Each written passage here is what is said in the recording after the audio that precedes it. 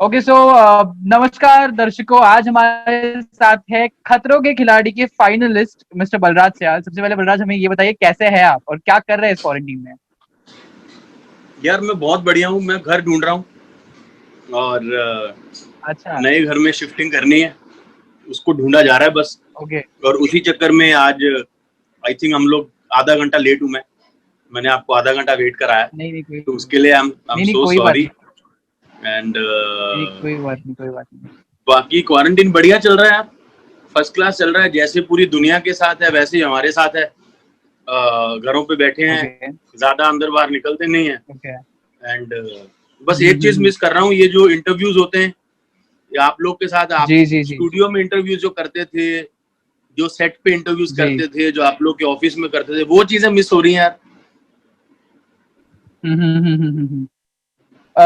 ये बात तो लाइक हर एक जर्नलिस्ट और हर एक actor, Balraj, I you won't believe me, हर एक एक्टर और हर एक जर्नलिस्ट का यही कहना है कि on set on field interviews हम सारे डेफिनेटली मिस कर रहे हैं। हाँ देखिए, सबसे पहले मैं आपका बहुत तहे दिल से कांग्रेचुलेशन, आप खतरों के खिलाड़ी के फाइनलिस्ट बन गए हो। हमने आपकी जर्नी देखी है शो के अंदर, your journey has been full of ups and downs, लेकिन उसमें से भी उभर कर you have turn out to be finalist. कैसा लग रहा है आपको, क्या रिएक्शन है आपका? और निया शर्मा जो है वो शो जीत गई है, क्या रिएक्शन है आपका, क्या रिएक्शन था आपका तब और कैसा लग रहा है आपको? यार, निया का समहाउ मुझे जब ये मेड इन इंडिया शुरू हुआ था ना, मुझे समहाउ गट जी। फील था कि निया जीतेगी, क्योंकि ओके। वो दिखने में चाहे दुबली पतली लगती है, लेकिन वो हाँ बहुत जी। स्ट्रांग हेडेड लड़की है। वो बहुत स्ट्रांग हेडेड है।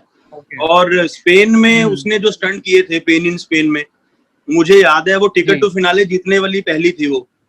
और ओके। उसने बहुत अच्छे अच्छे स्टंट किए थे स्पेन में, और बहुत खतरनाक जी। परफॉर्म किया था। तो मुझे कहना कि समहाउ मुझे अंदर से गट लगा कि ये निया जीत के जाएगी।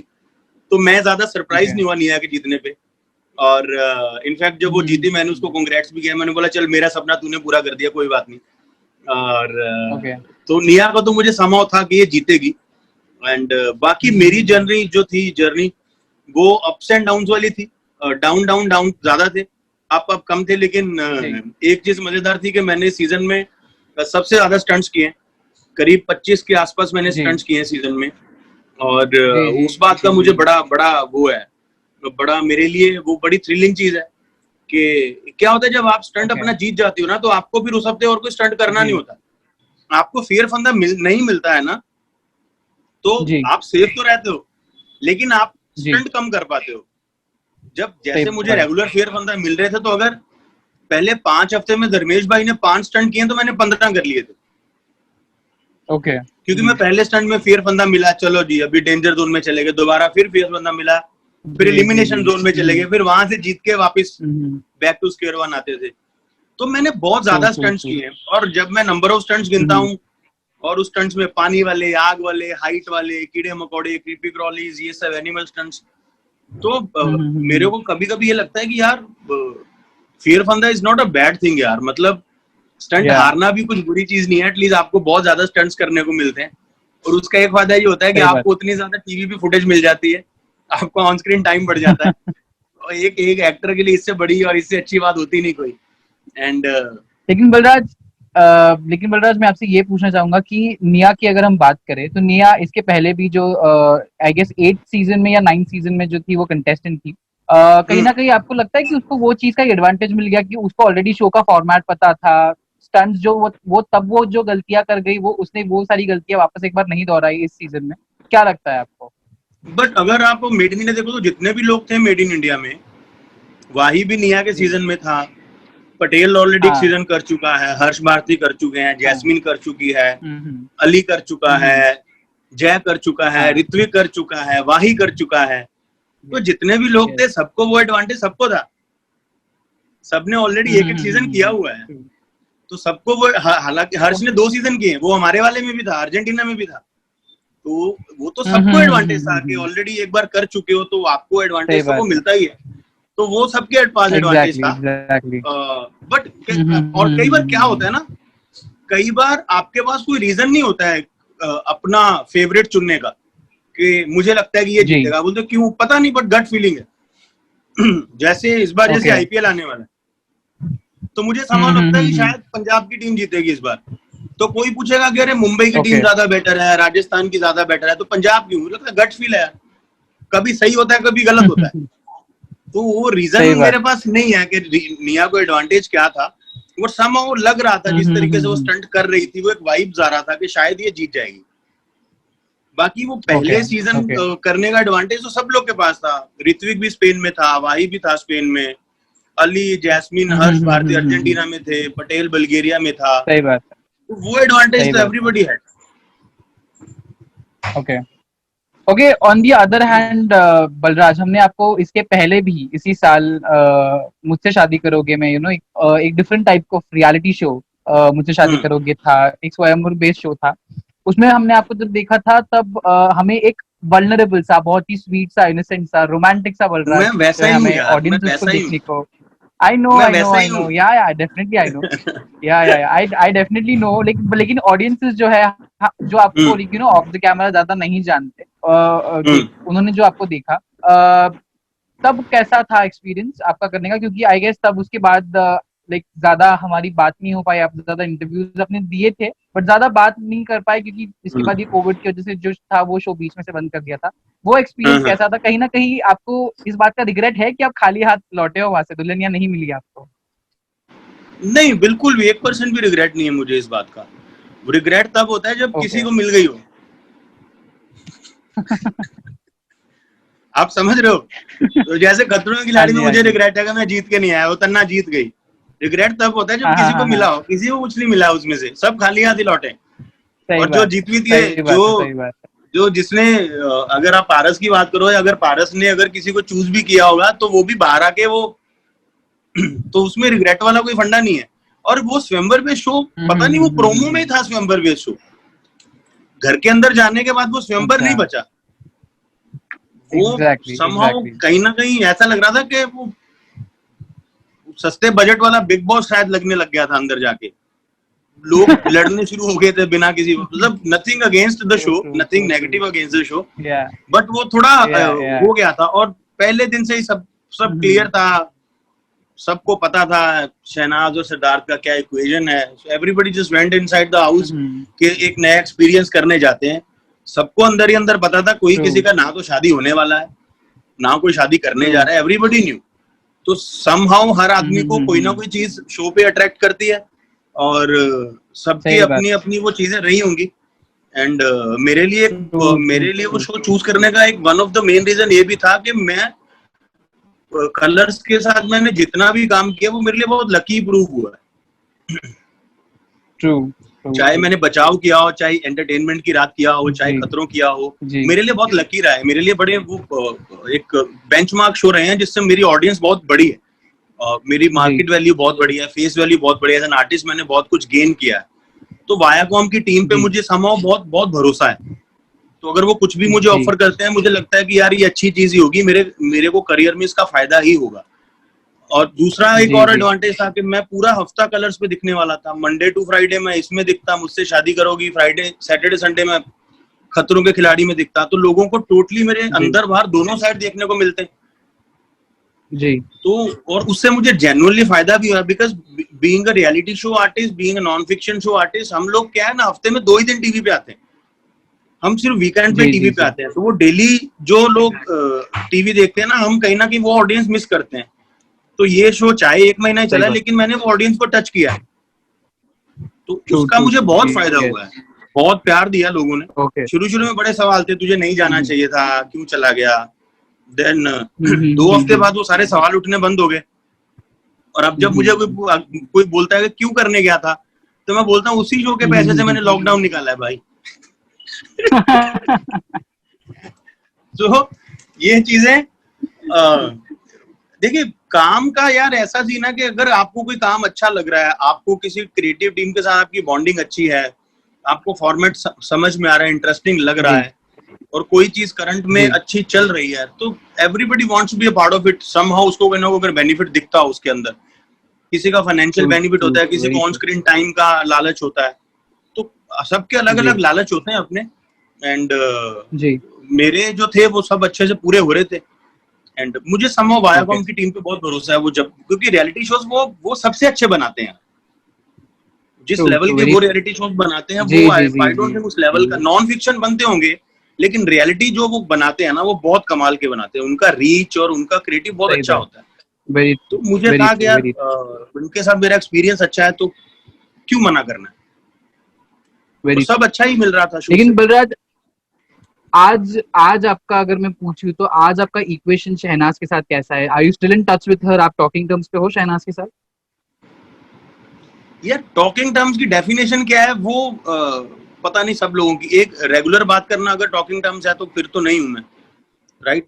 बिकॉज ओके मैं फिर ऐसे अगर रेगुलर बात कर रहा हूं तो मैं किसी के साथ भी टॉकिंग टर्म्स पे नहीं हूँ शो के अंदर। वो चाहे मयूर ओके हो, चाहे शहबाज हो, चाहे रोहन हो, चाहे अंकिता हो, शहनाज हो, पारस हो, किसी के साथ भी टॉकिंग टर्म्स पे नहीं हूँ। टॉकिंग टर्म्स, ओके हाँ, अगर आप किसी को मिलते हो उसके बाद how you deal with them, how they talk to you, वो इक्वेशन कैसा है, तो वो इक्वेशन मेरा सबके साथ बहुत अच्छा है। उसमें किसी भी तरीके का कोई दिक्कत नहीं है। मेरा सबसे ज्यादा झगड़ा ओके घर के अंदर जसलीन के साथ हुआ था, मैं उसके साथ भी टॉकिंग टर्म्स पे हूँ।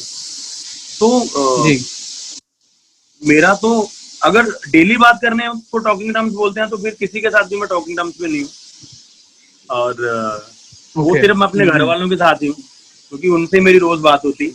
और अदरवाइज ट्रू अगर ट्रू ट्रू हाँ, one on once in a blue moon कहीं मिल गए, या किसी काम के लिए मैसेज आ गया, या कोई पुरानी स्टोरी में किसी ने टैग कर दिया, या कहीं बात हो गई, तो जी सबके साथ मैं टॉकिंग टर्म्स में हूँ। मेरा किसी के साथ कोई ऐसा खराब इक्वेशन नहीं है। और ओके क्योंकि मुझे मुझे कोई भी बुरा नहीं लगता। मुझे लगता है कि जी हम दुनिया में सबसे सबसे बुरे हम हैं, तो हमसे बच के रहना चाहिए लोगों को। और जी जी बाकी सही बात इक्वेशन अच्छा है यार। अभी मैं पंजाब में था, मैंने टैटू कराना था, तो मुझे शहबाज मिला जी था वहां पे। तो हम लोगों ने एक ही साथ एक ही ओके जगह से टैटू कराया, हमारी बात भी होती थी। तो ऐसे तो मेरी सबके साथ अच्छी ट्यूनिंग है।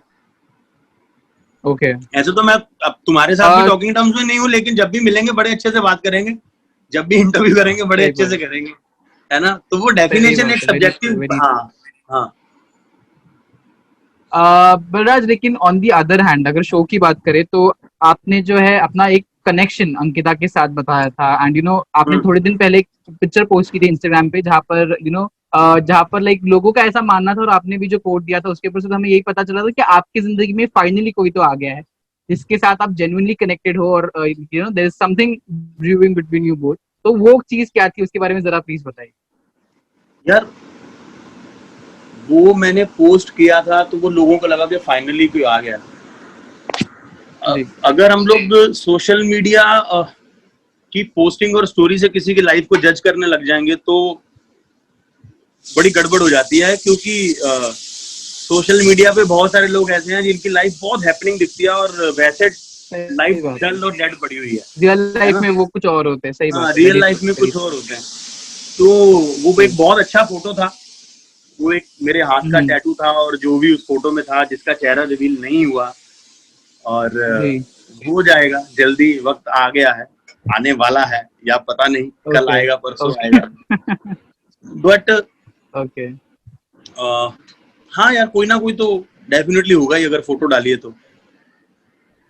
हो सकता है ओके कोई ना भी हो, बट अगर लेकिन चेहरा छुपाया तो ये तो मतलब ये वो है अच्छा कि नहीं लाइफ लाइन यूज करनी पड़ेंगे, 3-4 लोगों को फोन फ्रेंड करना पड़ेगा, मेरे किसी खास दोस्त को फोन करके पूछना पड़ेगा। क्योंकि लोगों ने अच्छा वो क्या बोलते हैं, ऑडियंस वोट तो करके देख लिया, तो 15-15 20-20 नाम निकल कर है। सही कोई बात बोल रहा है तन्ना है, कोई बोल रहा है निया है। मैं सोच रहा हूँ मेरी दोस्ती खराब कराएंगे ये लोग, तन्ना से भी और निया से भी। कोई बोल रहा है अंकिता नहीं है, अच्छा उसके अच्छा बाल ऐसे नहीं थे। कुछ लोग मुझे बोल रहे हैं, अरे ये तो वो लड़की है, हमने ये वाला शर्ट उसकी फोटो में देखा। मैंने बोला ये दुनिया में एक ही शर्ट तो नहीं है ऐसा। तो जैसा टी शर्ट अभी एग्जैक्टली तुमने पहना है, वैसा टी शर्ट बहुत लोगों ने पहना होगा। तो वेरी ट्रू सोशल मीडिया तो कुछ बताता नहीं है जब तक चेहरा सामने नहीं आएगा, या फिर बहुत खास फोन फ्रेंड वाली लाइफ लाइन यूज नहीं की जाएगी, तो पता नहीं चलेगा। लेकिन लेकिन बलराज, कहीं ना कहीं लोगों का तब ये मानना था कि अब when you finally settle down, like जब आपने ये बात बताई थी कि you finally found your connection with Ankita, but कहीं ना कहीं उस शो के बाद हमने आप दोनों को ज्यादा देखा नहीं एक दूसरे के साथ, तो उस बारे में क्या कहें? मैंने कब बोला I settle down with Ankita? like people thought so, लोगों का ऐसा मानना था कि now you're feeling a bit centered and a bit settled down in your life, लोगों तो का तो लोगों का लोगों ऐसा का तो मानना था। और जब लोगों का तो ये भी मानना है कि मेरे पास बहुत पैसा है। so, यार क्या है, मैं आपको एक बात ऑनेस्ट बताता हूँ, जब हम उस घर के अंदर गए थे ना, तो उस घर के जी, अंदर जाते ही सेकंड डे में बीमार पड़ गया। ओ अच्छा, और पूरे घर के अंदर, क्योंकि अर्ली डेज थे, आप घुसे ही हो, आपको अपने पैर जमाने हैं, आपको चीजें समझनी है, क्योंकि वो अल्टीमेटली एक शो है, जी, राइट। तो सब लोग जी, अपने अपने में बिजी थे। जी, तो मेरा अंकिता ने बहुत अच्छे से टेक केयर किया था जब मैं बीमार था। ओके, जैसे मैं ठीक हुआ वो बीमार पड़ गई, तो मैंने उसका बड़े अच्छे से ध्यान रखा। फिर वो हॉस्पिटलाइज हो गई, बीमारी बीमारी में एक हफ्ता घर के अंदर नहीं थी। तो जी, मैं समहाउ वरीड था कि यार पता नहीं क्या हो गया उसको, है ना। तो ये तो हम्म, एक बॉन्डिंग बन जाता है। ट्रू, ये एक अलग तरीके का या बॉन्डिंग होता है। इसको आप अट्रैक्शन एंड इन्फैचुएशन नहीं बोल सकते हो। ये एक अलग तरीके ट्रू, का कनेक्ट होता है कि when you needed somebody to be around your, तो कोई था, और फिर जब वो बीमार थी देन आई वाज देयर, तो हमारा एक ट्यूनिंग, एक बॉन्डिंग अच्छा बन गया था। मेरे साथ कोई दिक्कत होती थी तो वो मेरा स्टैंड ले लेती थी। तो अगर मेरा कोई दोस्त है, तो मैं जिस जिस कल्चर से मैं आता हूँ, हम लोगों में जी, तो यही सिखाया गया है कि अगर कोई आपका दोस्त है तो है, वो गलत हो सही हो, वो आपका सही बात दोस्त है, है, राइट। सही तो बात, आपको उसके साथ खड़े होना है। तो हमारा तो ट्रू, वही है, तो उसने मेरा ध्यान रखा, तो ऑटोमेटिकली मेरा ड्यूटी बन गया, मोरल ड्यूटी बन जाता है वो।